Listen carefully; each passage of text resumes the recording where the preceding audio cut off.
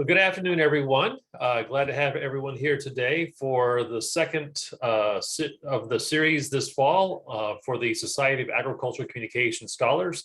I'm Ricky Taug, the University of Florida, and it is my pleasure to have you with us today to learn from Haley Banwart, who conducted some research. And the title of today's presentation is The Role of Feedback on Ag Communication Students Writing Self-Efficacy and Self-Determined Motivation. As is our process here for the SACS webinar series, we'll have Haley make a presentation, and I'll let you, Haley, decide whether you want to take questions during the presentation or at the end. And then after the entire presentation and Q&A time, we'll have a little bit of time afterward. If there are any questions that you have in general, or comments, or any suggestions you have for the ag communication discipline in general, we'll be happy to take those, as well as any announcements you might have about your university. So one thing I do want to mention before we get into Haley's presentation is that we also have a mentor-mentee program, and one of the things we try to do with linking up new faculty members with those folks who've been here in a while, especially those in the SACS webinar series area, is to look at the previous webinar as a way to provide us with some questions to ask each other in our mentor-mentee relationship. So Lisa Lundy has been doing that. And so we posted today's questions from the last webinar, which was with Becky Haddad and Haley Trainey, looking at building better boundaries. So if you're part of the mentor-mentee program with us today, you should have got an email from me about that. So it's, again, something that you could use to talk to your mentor or your mentee about, specifically about building better barriers around yourself. And we'll do the same thing with Haley's presentation today. So with that, Haley, I'm going to turn it over to you, and you can lead us over the next few minutes about your presentation about your research. Great. I'll go ahead and get the slides pulled up here. All right, is everyone seeing my screen okay? Excellent. Well, first, I just wanted to say thank you for the opportunity to share some of my research with you as part of the webinar series. Today, we'll be exploring insights on student feedback preferences and the factors that influence their writing motivation and self-efficacy. And I just wanted to also give a quick shout out to my advisor, Dr. Chu, for helping line up this opportunity. Unfortunately, she wasn't able to join us today due to a scheduling conflict, but she assured me that this is a fun group, so I'm looking forward to our discussion. See if I can get this to advance. All right. So with that, I'll just start by giving a brief introduction of myself. Again, I'm Haley Banwart. Grew up on a farm in Northwest Iowa, and that's initially what sparked my interest in ag comm. I've always also had a love for writing and good storytelling, and now get to do that on behalf of farmers and ranchers as a content public relations specialist with Meeks, which is an advertising agency based in West Des Moines. So that's where I'm currently employed. And that image in the upper right corner there is from a recent photo shoot and interview that I got to conduct out in Wyoming. I'm also a three-peat graduate of Iowa State. I heard there's another Iowa Stater on the call here today, but that's where I most recently graduated with my PhD in Ag Ed. And I got to complete my defense in the summer of 2020. So, you know, lots of people like to tease that I got to graduate in my pajamas, which isn't quite true, but definitely an experience I won't forget. So a little bit of a roadmap for our discussion today. I'll kick things off with a brief intro of the study, but I want to spend most of our time together exploring the findings and recommendations that I'll be presenting in three parts, and each of those three parts align with the study's research questions. So first, we'll take a look at AgComm students writing self-efficacy and the sources of information they use to form their beliefs about themselves as writers. Then we'll take a look at student feedback preferences from an external point of view. And finally, explore the internal factors that diminish or drive their writing motivation. I've also prepared a couple activities today and discussion points throughout the presentation. And I know we're a little bit of a smaller group, so definitely encourage your participation when we get to those parts. And then we'll just wrap up with conclusions and any additional questions. So moving on to a quick intro of the study. So my doctoral research really stemmed from an earlier needs assessment study that I completed as a master's student at Iowa State. I'm sure you've all had your own experiences with evaluation in the departments and programs you represent. And what I found from my analysis of the AgCom program at Iowa State really echoed other studies that have been done in this field. And that is, while writing is recognized as this essential skill, we're still falling short in some areas in terms of preparing students to be proficient writers when entering the profession. So with this in mind, I really wanted to pursue a study that would provide some deeper insights and understanding of how writing instruction can be improved to help AgCom students excel as writers. After in-depth review of the literature, a common thread that really became apparent to me revolved around this idea of feedback and how it plays a role in students' writing. However, there was little evidence offered as to how feedback should be delivered or what aspects of the writing it should focus on. And so ultimately, that gap was what provided direction for my study. So 3 theories within the writing research paradigm were used as a guiding framework for the study. I'm sure many of you are familiar with social cognitive theory and its component of self-efficacy. And as one of the larger bodies of literature on writing development, this gave me a great foundation for exploring how students form beliefs about themselves as writers. Expanding into other prominent theories within the realm of writing research, I also applied theories of implicit intelligence, which has been used to gauge whether students have a feedback seeking or feedback avoidance orientation towards different types of feedback. So this became a useful tool for investigating student feedback preferences. And then finally, self-determination theory also provided a useful lens for interpreting how feedback can increase students' motivation to write as they encounter revisions. As writers, we all often operate under those solitary conditions, and so that can require some high levels of motivation to persist in the writing process. And so I felt this was an important component to really round out the study and give that holistic view of writing development needed to enhance students' writing skills. And so overall, the purpose of the study was to examine the role of feedback in the development of AgCom students' writing self-efficacy and self-determined motivation. And the 3 research questions that guided the study included what sources of information shape AgCom students' writing self-efficacy beliefs? What are students' attitudes towards different types of feedback? And how does feedback influence AgCom students' motivation to write? Qualitative methods were used to answer the research question. More specifically, phenomenology was the approach used to capture students' experiences as writers and the feedback they received. And through purposeful sampling, 13 junior and senior AgCom students at Iowa State agreed to participate in the study. 2 one-on-one interviews with each student served as the primary method of data collection. And as part of the study, students were also asked to submit 3 writing samples along with a reflective exercise. And those materials were referenced during the interviews to kind of dig a little deeper into their writing experiences. And then finally, thematic analysis was applied using the constant comparative method to identify patterns in the data. All right, so getting to the good stuff, the findings. So again, I'll be presenting this in 3 parts, with each of those parts aligning with the research questions. So part 1 takes a look at what sources of information shape AgCom students' writing self-efficacy beliefs. 7 themes emerged in this area as a result of the interviews. For example, one of the primary ways students described their writing self-efficacy was through their interpretations of past writing performance. So this included their successes and failures as writers, as well as their past writing education. Students also noted that writing modeled by their instructors and assignment expectations like rubric guidelines or other student work samples served as other sources they used to form their self-efficacy beliefs. Social persuasion, which is essentially a fancy term for feedback, was also found to play a central role in building confidence and improving students' writing skills. Physiological and emotional states. I'm sure we can all relate to that red pen syndrome we may feel when reviewing edits on a page, or those feelings of anxiety or pride we may feel when it comes to our written work.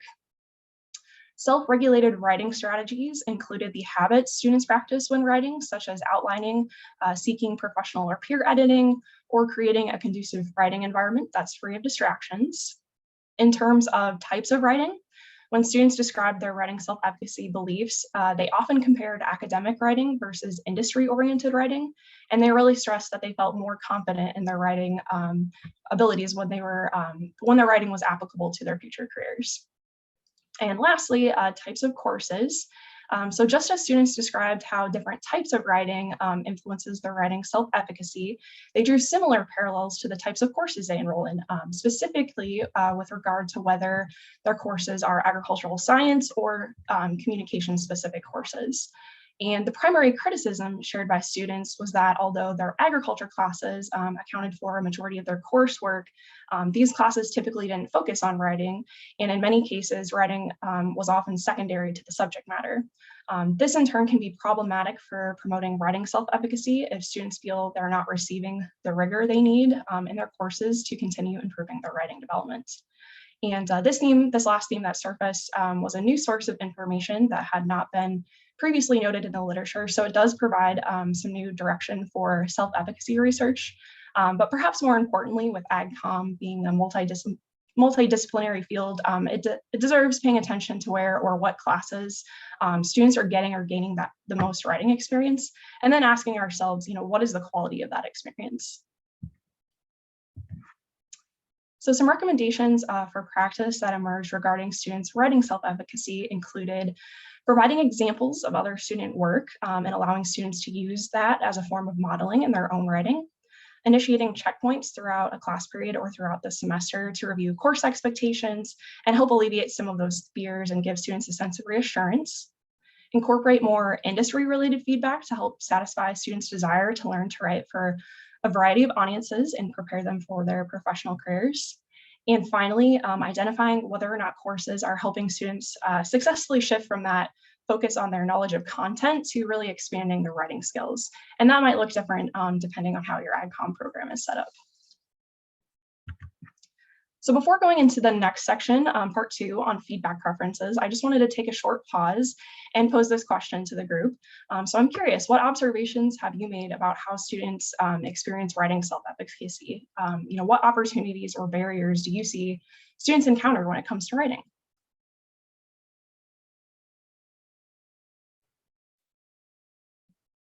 You can go, Haley.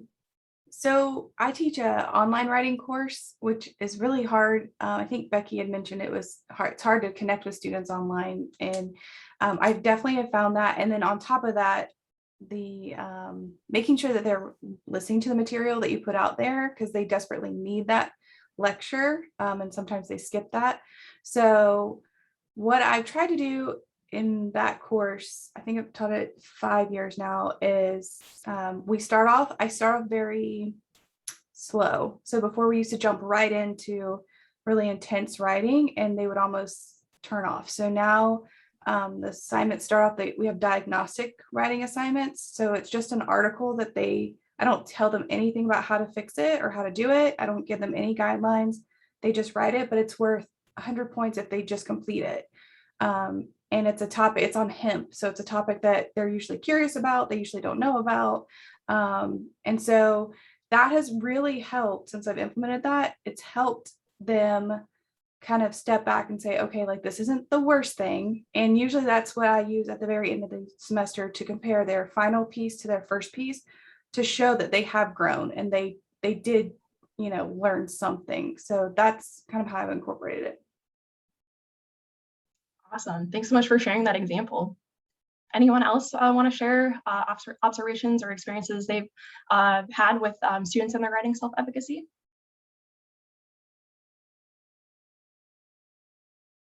Can I just jump in right away? Absolutely. Yeah, so I largely teach digital media courses, but I teach a magazine production class, and of course it's visual, but you also have to write the stories, right? That goes into the magazine, and students just don't like writing for whatever reason. They just have this writer's block. They understand what they want to say. They could talk about it all day long, but writing it down in a format that follows a story is pretty difficult for them for some reason. And so I don't know if I'm an old person here, but suggesting that it's social media and the shorthandedness of social media and how they do these quick bits of information compared to having to write an entire story is much different. And then how I manage that is I tell them just do the word vomit part. Just vomit it out, piece of paper, whatever, and then we comb through it smooth it out and figure it out on the back end. Yeah, those free writing exercises can definitely be beneficial even as I work on writing assignments as well. So did you find that the visual component of that makes it a little bit easier for them to kind of to work through that process? So what I've recognized is as long as their minds are aligned with the visual component, like as long as they can tell themselves what the story is through the visual component, it's easier for them to structure how the writing goes. The writing itself may not be great on the first draft, but because they understand what the visual element is trying to tell, they could write it down pretty easily. Interesting. Very cool. Anybody else have anything to share before we move on?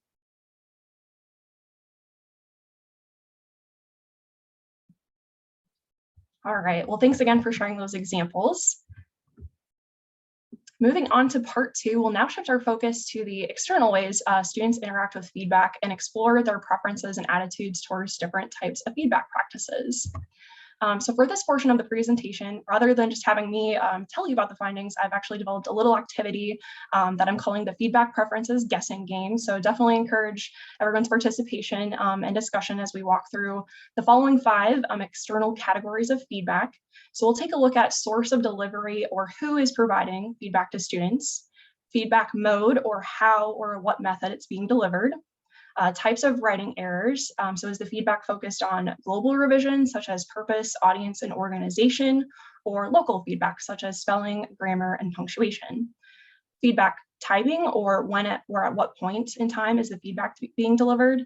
And then lastly, feedback intervals. So how often is the feedback being shared? So how this will work, just to give you a quick rundown. On the next few slides, I'm going to flash up 2 types of feedback on the screen within each of these 5 categories. And then you, as the players of the game, will tell me which type of feedback you think students from the study preferred and why. All right, are we ready to give it a try? All right, so first we're going to look at source of delivery, or who is providing the feedback. So we have 2 options here: instructor feedback or peer feedback. Which do you think students preferred and why? I want to say instructor feedback, because it comes from a source of authority, and then peer feedback could have the connotation of what is it called, belittlement, someone belittling another person. I'm probably saying that the wrong way, but that's where my mind immediately jumps to. Does anyone have a differing view, just to play devil's advocate? I think we're all instructors. That's true. That is true. Yeah, that's what I was thinking too. I was thinking, yeah, I think, I think I was thinking like he did, that, if they're going to get feedback, they probably preferred it from someone like us rather than from a peer. Well, you are all correct. The answer is instructor feedback, and the rationale that was just shared is completely on point. So from the study, students indicated they value instructor feedback over peer feedback. One of the reasons being that they do feel peer feedback is often overused and doesn't really provide them with the quality comments or critiques about their writing, whereas with instructors, they're seasoned, they can offer that more consistent and reliable feedback based on that added experience and expertise they have. So you are all correct on that one. So point 1. All right, next category is feedback mode, or how the feedback is being delivered. So here we're going to look at written feedback versus verbal feedback. Which do you think students preferred and why? Haley, so this is a clarification. Oh, I'm sorry, Moses, I jumped in front of you, but it's a clarification. I talk too much. Go ahead. Is this in terms of like written feedback, like just directly on their papers, or like in the delivery of like paragraphs of written feedback, if that makes sense? Great question. So think about it as written feedback on paper or even digital forms, since we all live in that digital world now. What if no one else wants to go? I'll just shoot it. I'll say verbal feedback. Now the written feedback has a purpose, but I feel like the verbal component gives the emotional cues that students are attached to. Like they want to understand why you're saying what you're saying, and that verbal feedback gives them, and I'm not sure if you're talking about verbal feedback in terms of just calling them on the phone or on a Zoom, but like that in-person feedback, gives them the cues of what's important in the message rather than reading the list of things that happen or that you're giving feedback on. Anyone else? I think I will go with the written feedback. And I'll just say, I think I find that sometimes students just want you to, you know, kind of correct it for them almost. I mean, I think sometimes I think it's better if we can actually just verbally, you know, get them to think about it without really making the corrections. But I think sometimes they're lazy writers and they want you to just say, okay, what's wrong and how do I correct it? All right. So the answer is, according to this study anyway, verbal feedback. So kind of echoes some things Moses said. So while written feedback, which often now is provided to students in digital forms, was noted definitely as a more widely used practice, students indicated they are more receptive of feedback when it was presented to them in a verbal manner. So as one student shared here, with written feedback, I automatically assume the worst, but with verbal, I can read the emotions and it doesn't seem as harsh. So I think kind of to extend to this conversation, we can all kind of relate to how sitting down with someone can give us more substance or context as we interpret the feedback we're receiving. It also gives us that opportunity to check our understanding and clarity in the moment versus maybe just reading words or comments on a page. So at least with this study, this is the option students preferred. All right, now we have global revisions versus local revisions. So as a reminder, global would refer to things like purpose, audience, or organization of a paper, while local would include things like spelling, punctuation, and grammar. Which do you think students wanted to see more of?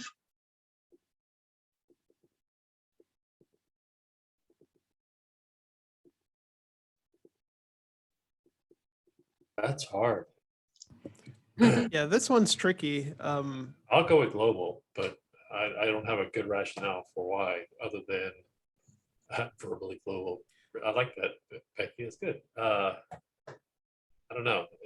I spend a lot of time, not so much time as I used to, on the grammar, punctuation, and whatnot. But getting them to figure a context for the writing is always difficult, or has been difficult. So I'd say global. I would say global as well, because I feel like local revisions, that it's easy for them to fix that. I mean, theoretically, it's like, okay, don't keep doing this, you know, issue. Whereas it's really hard for them to wrap their brain around like sequencing and making sure like they're organizing their paper, like, because that's not as like tangible. You know, it's more in the theory realm. So it's kind of harder to, I think, to get them to understand that. And so I feel like they like that better if you can give concise information.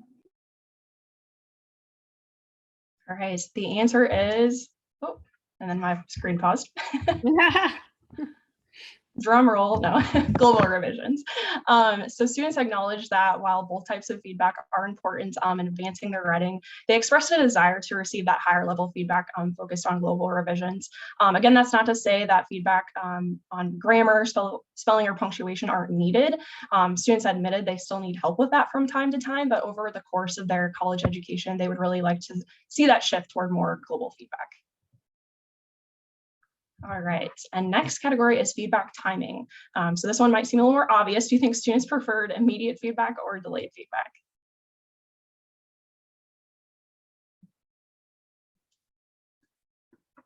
Immediate? No feedback.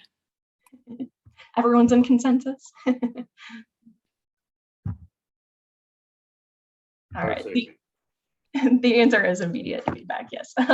So many students explained how receiving feedback shortly after completing a writing assignment encouraged them to have an open dialogue with their instructors in between editing phases. They also noted that prompt feedback helps them more quickly identify patterns of errors in their writing and alert them of some areas that they may need to focus on in the drafting and revision processes. So immediate is the answer. Did that surprise anyone? All right, and our last category for this series is feedback intervals. So how often the feedback is shared. So do you think students preferred incremental feedback where it's delivered to them more often and in smaller chunks, or aggregated feedback less often and in larger chunks?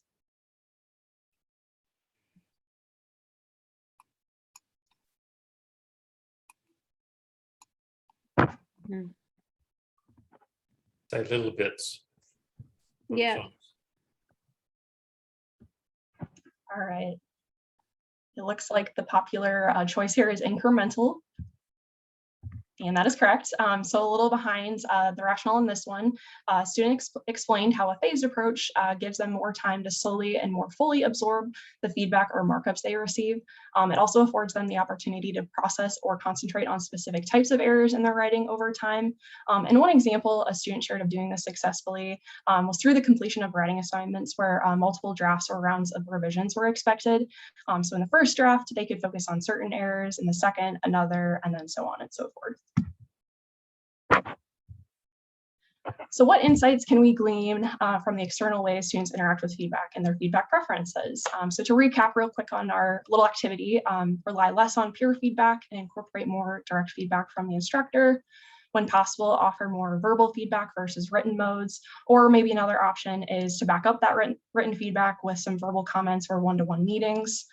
Provide global feedback or those conceptual revisions in addition to getting down to the mechanics like spelling, grammar, and punctuation. Share feedback with students in a timely manner to help prevent errors and improve retention. And then lastly, break up revisions into smaller increments to help students feel less overwhelmed and better equipped to address their writing errors. Lastly, I just want to address that obviously these results are based on one group of students, so it's not to say that the alternate types of feedback discussed here are bad or shouldn't be used, but I think it's just a good reminder to try to provide that balance and really pay attention to what's working best for students when it comes to their writing. And of course, that may differ and might be on a case-by-case basis. So as we wrap up part 2, I have another discussion question to pose to the group. What successes or struggles have you experienced when sharing or receiving feedback? So either as the sender or the receiver.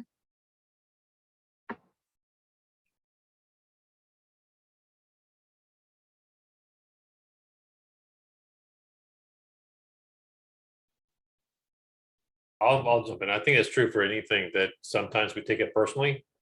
It becomes a reflection of sometimes of who we are rather than what it is that we do. So I think that's one struggle that I do is like someone says, well, you could have done this, this, and this a little differently. And then it's like, who are you talking? Who are you telling me about that? So I think students might feel the same way as well about receiving feedback. Absolutely. It's really hard to remove that personal attachment, especially when it comes to our writing, doesn't it? In that same thought process, like I realized that was really hard for students because they, especially in an online course, because you really don't get that personal interaction where they realize you're not trying to come down on them. So I started putting in together like the very beginning of the semester, and I didn't do it this semester, I should have, but I go over like this whole quote. I don't know if you see it. It's like clear is kind, unclear is unkind. It's by Brene Brown. And I talk to them about the reason I'm giving feedback is not to put them down, it's to make them better. And I would rather them get harsh feedback from me in a soft, what I call a soft setting, than getting harsh feedback in a work setting. So hopefully that eases, I don't really get feedback from them, but I feel like they're a lot more open and honest with me, and they're more willing to receive feedback than, just think that I'm tearing them down all the time. I'm really glad you brought that up, Katie, and I love that quote. We're actually going to get to that exact aspect of writing here in this next section on the internal side. So more to come on that, but thank you for sharing. Anybody else? I echo Becky's comment about, making sure that they actually, if you give them feedback along the way, are they actually making the changes? And then as a parent, when they turn in additional drafts, and I see the same thing that she said, is that, you're giving them feedback along the way, but it's not really apparent in what they turn in.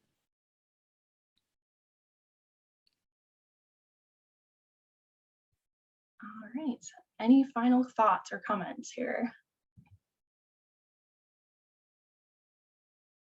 All right, we'll go ahead and move on to part 3 then. Let's see if I can get my computer to wake up.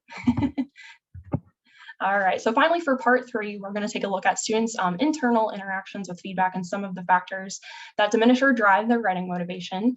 So as opposed to the last section that kind of considered the external factors or the many ways that feedback is delivered by the sender, we're now going to shift our focus to how students internalize and interpret feedback as the receiver as they move along the revision process. So similar to the last exercise, we're also going to play a little guessing game here, except this time we're going to look at two aspects of feedback from an internal perspective. So you're going to tell me which one you think was found to drive students' writing motivation and which one was found to diminish their writing motivation. And so the four areas or categories we're going to be exploring include the depth of explanation, in other words, the level of detail provided to students for them to think critically about their writing corrections. Feedback tone, you can think about this within the subcategories of praise or criticism, student-instructor relationships, and whether they're positive or negative in nature, and level of feedback analysis, which refers to the benchmarks used to evaluate students' writing. All right, ready to give it a try? I'll give you a quick hint that some of these are not as straightforward as they seem. So we'll go ahead and give the first one a try here. All right, so first up we have direct feedback versus indirect feedback. And as a quick reminder or reference, direct feedback would include very specific details about what corrections or rewrites a student would need to make versus indirect, just kind of indicating, hey, this is an area that needs improvement. So which do you think drives and which diminishes students' writing motivation?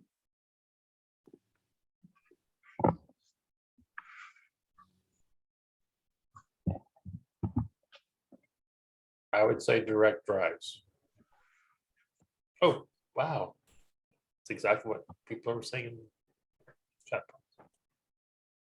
All right, and the answer is, oh, then it wants to pause again. Sorry about that. Direct does drive and indirect diminishes. And so here's a little bit about why. So in the debate between the depth of explanation needed, students indicated that indirect feedback does not provide them with enough information to properly identify their mistakes and make corrections. As a result, they may become frustrated, confused, or give up on the task of revising their work. Direct feedback, on the other hand, gives students clarity as to what corrections are needed, allowing them to move more quickly through the revision process and maintain their writing motivation. So next up, we have feedback tone and the debate between praise versus criticism. So which one here do you think diminishes and which one drives students' writing motivation?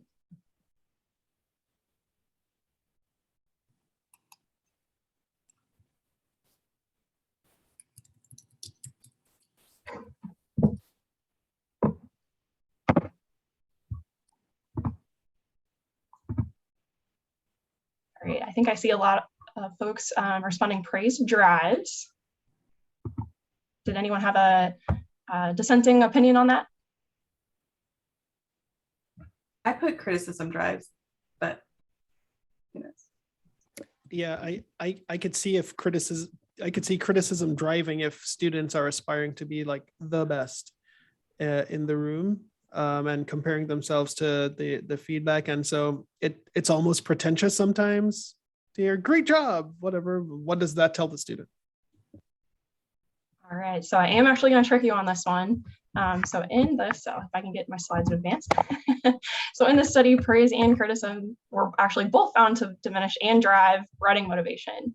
And here's a little bit behind the reason there. So with regard to feedback tone, students indicated that feedback is best delivered as that blend of praise and criticism. So while kind of as Moses was alluding to here, while too much praise can kind of inflate students' egos to the point where they may no longer feel the need to improve their writing skills, too much criticism, on the other hand, can cause students to lose interest or experience feelings of defeat in their writing development. So again, the key here is really trying to strike that balance between the two. Students acknowledge that there is value in having both praise and criticism when it comes to their writing. All right, next we have positive versus negative student-instructor relationships. So which diminishes and which drives students' writing motivation?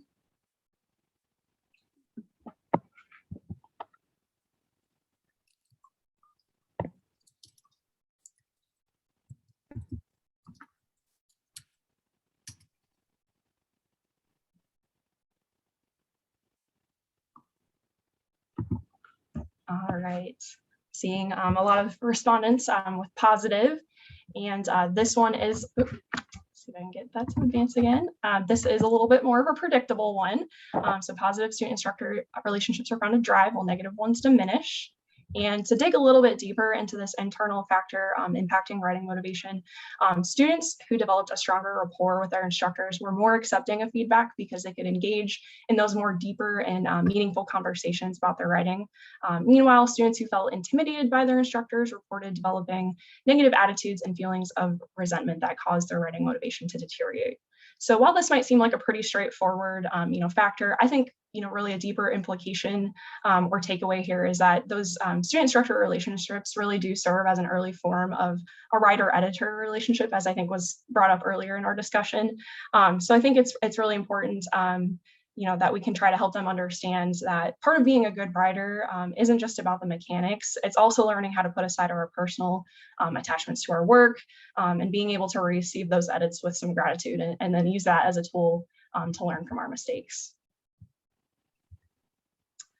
And the final category for the Diminish or Drive series here includes level of feedback analysis, which includes 3 subcategories.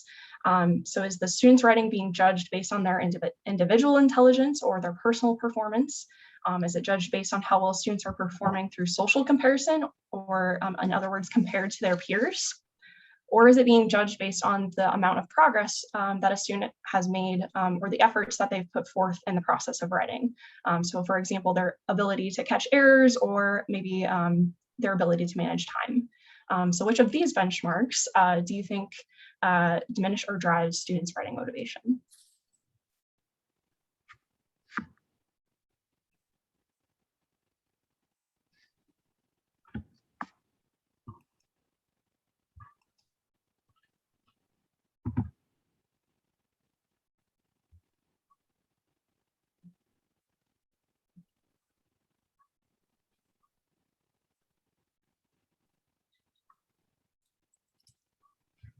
All right, see a few different responses coming in.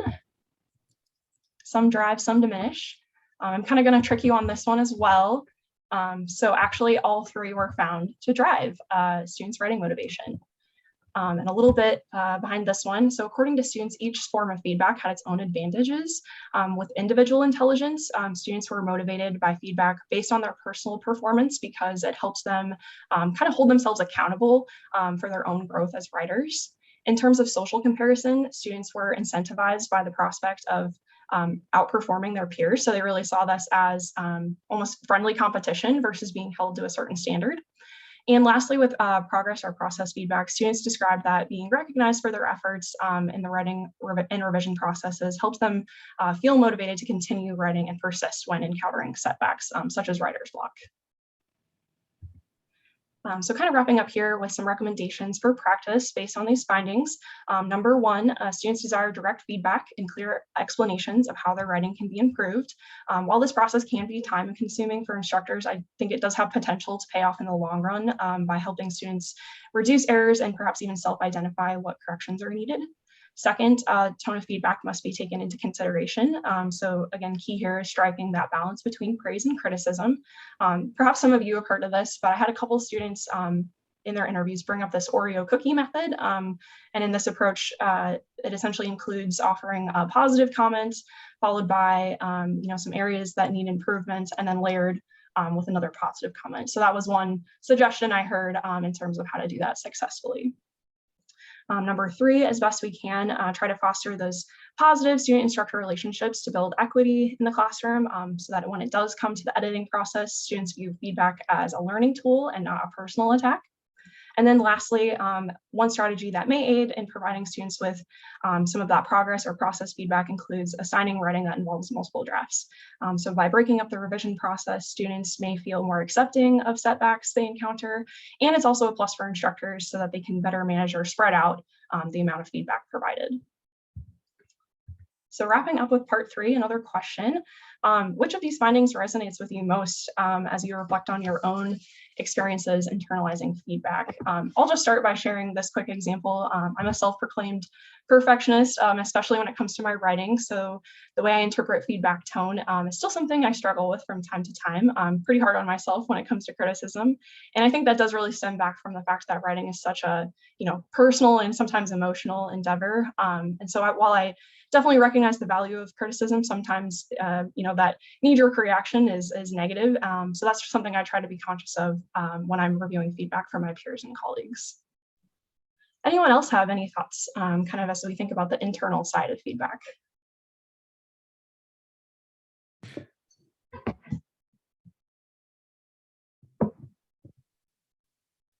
So mine was a question kind of thinking about students' responses to feedback. Like, what other factors do you think also play, into this? Because I was thinking about whether you're giving criticism or praise. And I'm thinking it's more about other factors like personality and maybe previous experiences as well. So I don't know, like if you, try to consider those things, or if you have any thoughts about that. Yeah, absolutely. And I'll get into this a little further into the conclusion section, but I think you bring up a great point that there's like kind of all these variables at play about how we receive and respond to feedback. And so while my study didn't dive into those specific connections, I think it does leave a lot of room for future studies that kind of take a look at those connections and possible ways to combine or use certain components of that feedback process to help students feel more comfortable with their writing. Well, I'll share a personal experience, and like I said, I think most of us continue to be edited, even after many decades of writing. But I'll say I've always appreciated it more when I felt like I was getting a clear message versus and one that actually I could hang on something that about how I could improve it versus messages that I felt were mostly like, well, you just didn't really like the way I approached this, or, maybe it was a difference of opinion more than, really a writing style. Yeah, and sometimes that can be hard to distinguish, can't it? Yeah.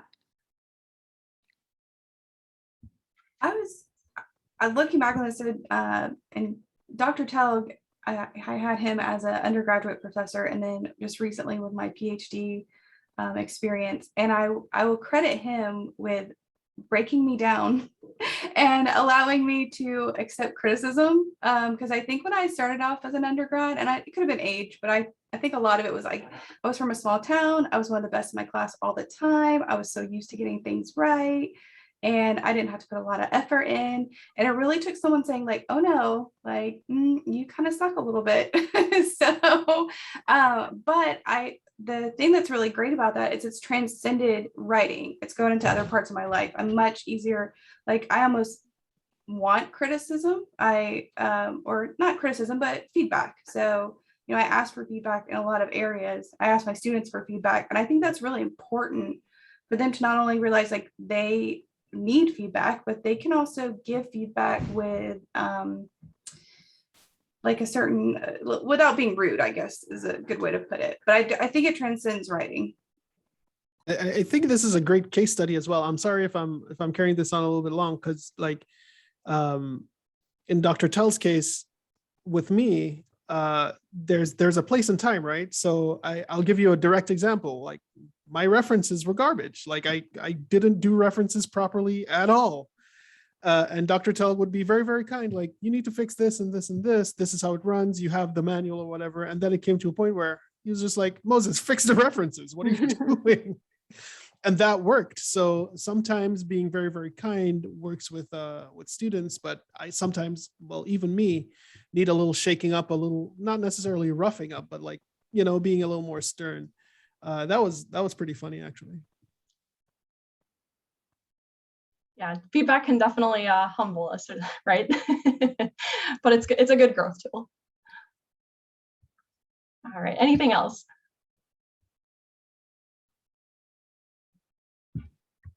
All right, so wrapping up with some conclusions. So just to recap real quick, we looked at the sources of information that students use to form their self-efficacy beliefs. We uncovered some emerging patterns in student feedback preferences and where some misalignments may exist with current practices. And we explored the internal ways feedback can diminish or drive students' writing motivation. So from these findings, we can kind of start to see this multidimensional view of the various components involved in the writing process, how they interact, and how feedback kind of plays a key role in linking them. So to illustrate that a little bit further, this conceptual framework was developed to help capture the interactions between some of the dependent and independent variables at play. So the areas highlighted in green represent the major theoretical contributions to the study. These functions of feedback or self-efficacy were not previously noted in the literature. At the center of the model, we have the sources of information students use to develop their self-efficacy beliefs. On the left, we have the external factors influencing students' feedback preferences. And on the right, we have the internal factors that diminish or drive motivation to write. So these outer components of the model are kind of connected by that underlying source of social persuasion. Again, that reference to feedback that was found to be significant, a significant source shaping students' writing self-efficacy. So again, feedback is really the key link in this 3-in-1 model. But as I mentioned earlier, more research is needed to kind of fully investigate the other relationships between the variables at play. So to highlight some examples of that or some possible future research questions, there are some parallels between process and progress feedback, which is a function of the level of analysis used to benchmark students' writing, as well as the external experience of receiving incremental feedback. Both approaches narrow the type and amount of feedback given, allowing students to focus and improve on specific aspects of their writing. And in both cases, writing assigned in multiple drafts was noted as a possible solution for achieving this. So that's one area that might be of future interest. Similarly, instructor modeling may serve as a counterpart to direct feedback, that component on the internal side, and instructor feedback component on the external side. So how can those functions be better utilized to model writing effectively in the classroom and help build students' confidence and motivation as writers? And then lastly, the relationship between between social persuasion and the debate between praise versus criticism deserves further exploration, given the dual role feedback tone plays in diminishing and driving writing motivation. So a quantitative examination of these concepts would help to demonstrate additional correlations that exist between self-efficacy and motivation. Some final thoughts on implications and direction for future studies. So the conceptual model shared today has potential for investigating not only students' perceptions of feedback, but also perhaps the point of view from instructors. Providing quality feedback in general can be a very time-consuming task. So what tools can we gain as instructors to address barriers like that when it comes to writing instruction? Secondly, the qualitative methods used were beneficial in providing a solid foundation for exploring the role of feedback in students' writing, but some additional quantitative measures, again, would help verify and expand those findings. And then finally, studies such as this one could be extended to other populations of students or classroom environments to help advance writing across the curriculum, or even in the world of online learning that we've all come to embrace over this last year and a half. So that concludes my presentation today. Thank you very much for your time and participation. I hope this holistic view on the role of feedback in writing kind of helps you walk away with some practical steps or even just considerations or reminders for helping students feel or become better writers. Happy to take any questions you have at this time, or if you have a question that you think of later, feel free to shoot me an email. I've included that here on the bottom of the slide. I'll jump in with a question that's kind of related to something that was brought up earlier. Yes, thanks, Haley. This was an interesting session. Did you have any insights as far as the fact of whether or not they actually were motivated? Was there anything that motivated? I mean, they had to do these as assignments, right? So they had to get them done. Then they probably wanted to get good grades. But was there anything there that you really saw as now I'm motivated to really want to write more, or what kinds of things really maybe push those buttons more? So I'll actually give an example that's maybe a little more negative than positive, but I think it still answers your question. So when I talked about types of writing, I mentioned that students kind of preferred or wanted to see more of that industry-related writing versus academic writing. And a very specific example of that is one student kind of shared how, they went out into their internship, but all of a sudden they felt like they weren't a great writer. And that kind of came from this false sense of assurance they had that they were doing well in their classes. And so that was kind of how they explained, I'm getting writing experience, but it's not really directly applicable to some of the other types of writing that's expected of me outside of the university. So that's kind of one demotivator perhaps, but kind of helps answer that question. No, I think that's helpful, you know, to say, hey, you don't want to get into an internship and be embarrassed. You know, you want to be Right. able to perform, right? Yeah. Right. I have a Haley, question. Oh, go ahead, Moses. So my question is really translating this study from writing to other forms of agricultural communication. I do videography a lot. So how do you see this translating from writing to, say, something like video production? That's really interesting. I'm glad you brought that up. I actually get to do a lot of that in my current role at the agency. So I definitely can see how there would be some similarities and parallels there.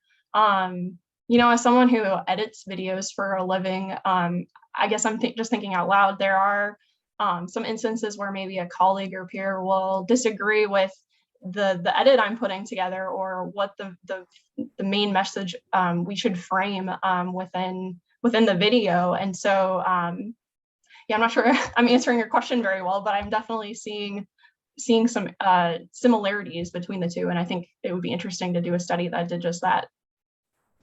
Cool. And just as a point of clarification, this was all in an in-person writing class, correct?